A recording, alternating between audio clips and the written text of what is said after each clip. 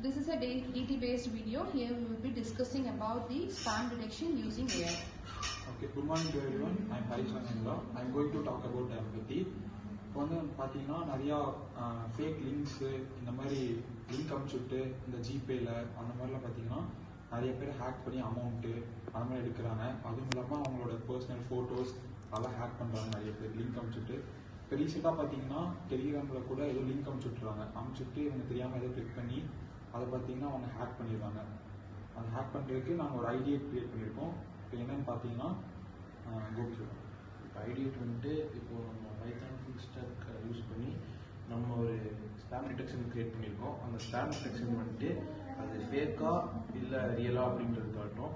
For example இப்போ நம்ம அந்த மெசேஜை காப்பி பண்ணி அந்த ஸ்பேம் டிடெக்ஷன் நம்ம போட்டோம்னா இப்போது அது வந்துட்டு ரியலா ஃபேக்கான்னு காட்டும். சப்போஸ் இட் இஸ் ரியல்னா அது நம்ம யூஸ் பண்ணலாம். அந்த மெசேஜை நம்பி நம்ம ஓடிபி ஷேர் பண்ணலாம், நம்ம ஃபார்வர்ட் பண்ணலாம் நல்லது. இப்போ அதுவே ஃபேக்னா இப்போ நிறைய பேர் ஃபேக்குன்றதுனால அந்த ஓடிபி போட்டு நிறைய பேர் காசு இழக்கிறாங்க. இந்த மணி கேம்பிளிங் இதெல்லாம் நிறைய பேர் ஈடுபடுறாங்க இது ஃபேக்குன்னு தெரியாமலே. ஸோ இதுக்கு வந்துட்டு இந்த ஆப் யூஸ் ஆகும். ஸோ இது மணி கேம்பிளிங் மட்டும் இல்லை, நிறையா இந்த பார்சல் சர்வீஸ் பண்ணுறவங்க ஓடிபி கேட்பாங்க. ஸோ அதுக்கும் இந்த ஸ்பேம் டிடெக்ஷன் யூஸ் ஆகும். இப்போ வந்துட்டு இதுதான் ஐடியேட், இந்த ஸ்பேம் டிடெக்ஷன் தான் ஐடியேட். இந்த பைத்தான் ஃபுல் ஸ்டாக் டெவலப்மெண்ட் நம்ம கிரியேட் பண்ணியிருக்குது. இப்போது இதோட டிஃபைன் வந்துட்டு ஹரிஷ் ராகவன் சொல்லுவோம். இப்போ கொடுக்குற மெயில் ஆர் மெசேஜ் வந்து ஸ்பேமா இல்லை ஜென்யூனா அப்படிங்கிறது எதை வச்சு இருக்கு மேம்? அந்த ஸ்பேம் லிங்காக இருந்துச்சுன்னா அது ஹெச்டிடிபி ப்ரோட்டோகாலில் தான் நம்ம வரும். ஹெச்டிடிபியாக இருக்கும்போது விச் இஸ் நாட் செக்யூர். அப்போ நம்ம இந்த டேட்டாஸ் எல்லாமே த்ரூ நேச்சுரல் லாங்குவேஜ் ப்ராசஸிங் மூலிமா நம்ம ஏஐக்கு ஃபீட் பண்ணிட்டோம்னா இஃப் த லிங்க் வந்துட்டு ஹெச்டிடிபிஎஸ் இல்லாமல் ஹெச்டிடிபியாக வந்ததுன்னா அது ஆட்டோமேட்டிக்காக டிடெக்ட் பண்ணி இட் இஸ் ஸ்பேம் மெசேஜ் அப்படின்னு சொல்லி நமக்கு ரிப்போர்ட் பண்ணிடுவாங்க. அண்ட் தென் செகண்ட் திங் நம்ம இதை எப்படி டிடெக்ட் பண்ண முடியும்னா அந்த சென்டரோட ஐடி தான் மேம். அந்த சென்டரோட ஐடியில் என்னென்ன பாயிண்ட்ஸ் இருக்குன்னா அவங்களோட சென்டரோட அட்ரஸ் இருக்கும், அண்ட் தென் சென்டரோட மெயில் அட்ரஸ் இருக்கும், அண்ட் தென் சென்டரோட அவங்க என்னென்ன ப்ரோட்டோகால் யூஸ் பண்ணி சென்ட் பண்ணியிருக்காங்கிற ஒரு இது இருக்கும். அது இப்போ ட்ரஸ்டட் ப்ரோட்டோகால் யூஸ் பண்ணி சென்ட் பண்ணியிருந்தா எஸ்எஸ்எல் சர்டிஃபிகேட் வெரிஃபை ஆகும். அப்படி எஸ்எஸ்எல் சர்டிஃபிகேட் அவங்களோட ப்ரோட்டோகால் வந்த மெசேஜ் எஸ்எஸ்எல் சர்டிஃபிகேட் வெரிஃபை ஆகலைன்னா அது வந்துட்டு ஸ்பேம் மெசேஜ் ஆகும். ஒபியஸ்லி ஸ்பேம் மெசேஜ் இருக்கும். அண்ட் தென் அந்த சென்டரோட ஐடி கவர்மெண்ட்ல ரெஜிஸ்டர்டா இருக்கும். இப்போ இருக்கிற ஓடிபி எல்லாமே நம்ம கவர்மெண்ட்ல எப்படி இருக்குன்னா ஓடிபி நீங்க இப்போ ஒரு நம்பருக்கு சென்ட் பண்ணா கவர்மெண்ட்ல ரெஜிஸ்டர்டா இருக்கணும். அப்புறம் தான் ஓடிபி சென்ட் பண்றதுக்கு சர்வீஸ் அவங்க அலோட் பண்ணுவாங்க. அது ஒரு ஸ்பேம் மெசேஜா இருந்துச்சுன்னா அந்த ஓடிபி கவர்மெண்ட் அன்ரெஜிஸ்டர்டு டொமைன்ல இருந்து வரும்.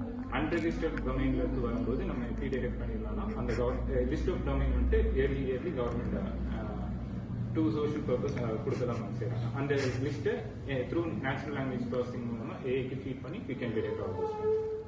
அந்த செட் ஆஃப் சென்டர் அந்த ரெஜிஸ்டர்டு வெப்சைட்ஸ்ல இருந்து வந்தா ஜென்யூன். அப்படி இல்லாத விஷயத்துல நம்ம ஈஸியா spam mail and spam OTP அந்த மாதிரி ஈஸியா நம்ம சொல்லிடலாம். அண்ட் தென் த்ரூ லிங்க்ஸ் வச்சு நம்ம டிட்டர்மைன் பண்ணலாம். லிங்க்ஸ்ல வந்து HTTPS should be used. Why HTTPS should be used னா HTTPS டிரான்சாக்ஷன் தான் man in middle protocol use பண்ணி நம்மளால ஹேக் பண்ண முடியாது. HTTP இருக்கும்போது லீஸ்ட் செக்யூர். ரெஜிஸ்டர்ட் டொமைன்ஸ் வச்சிருக்கிற எந்த ஒரு கம்பெனியுமே HTTP லிங்க்ஸ் சென்ட் பண்ண மாட்டாங்க. இப்போ வந்துட்டு நிறைய பேர் இந்த ஸ்பேம் மெசேஜஸ்னால ஏமாறுறாங்க. ஓடிபியோ இல்லை கேம்பிளிங்கோ நிறைய ஆப்ஸே வந்துருச்சு. அதுக்கு நம்ம சொல்லி இப்போ ஸ்பேம் வந்துட்டு எஸ்எம்எஸ் மட்டும் கிடையாது. இப்போ டெலிகிராம் மூலியமா இப்போ ஹரிஷ் ராகவன் ஏற்கனவே சொன்ன மாதிரி டெலிகிராம் மூலியமா மெயில் மூலியமா நிறைய விஷயத்துல வருது. ஸோ இப்போ வந்துட்டு நம்ம அது எப்படி நம்ம கண்டுபிடிச்சி ஸ்பேமா ரியலான நம்ம எப்படி சொல்கிறோம்ன்றதுக்கெல்லாம் நம்ம ஸ்பேம் டிடெக்ஷன் ஆப் கிரியேட் பண்ணியிருக்கோம். அது வந்துட்டு இலக்டட் பீப்புள்ஸு கூட அண்டர்ஸ்டாண்ட் ஆகிற மாதிரி தான் நம்ம டிசைன் பண்ணியிருக்கோம். அண்ட் 60+ ரீஜனல் லாங்குவேஜஸ்லையும் நாங்கள் அதை கிரியேட் பண்ணியிருக்கோம். எந்த கண்ட்ரினாலையும் அதை ஆக்சஸ் பண்ண முடியும், யாருனாலும் ஆக்சஸ் பண்ண முடியும். ஸோ இதனால வந்துட்டு ஏமாற்றம் கொஞ்சம் குறையும். ஸோ பைத்தான் அண்ட் ஃபுல் ஸ்டாக்ல அதோட main base. Okay, this project aims in detecting the spam message or mail, and it saves many of them from getting into the spam and affecting from them. So, can you explain what are the components you have used in this project?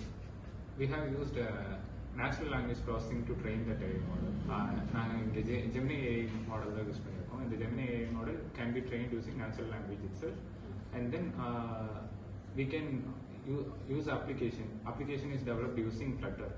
Using Flutter we can develop application, and if no and the notification வரும்போது அந்த applicationக்கு first அது send ஆகும், and then application detects whether it's a legit message இல்ல unlegit message and detect பண்ணி and then userக்கு report பண்ணும். So application is developed through Flutter, and then database, இதுக்கு database தேவைப்படும். A list of notification received, இந்த datas எல்லாம் collect பண்ணி தான் நம்ம AI க்கு feed பண்ண முடியும். அப்போ we have used MongoDB database here. So that's it.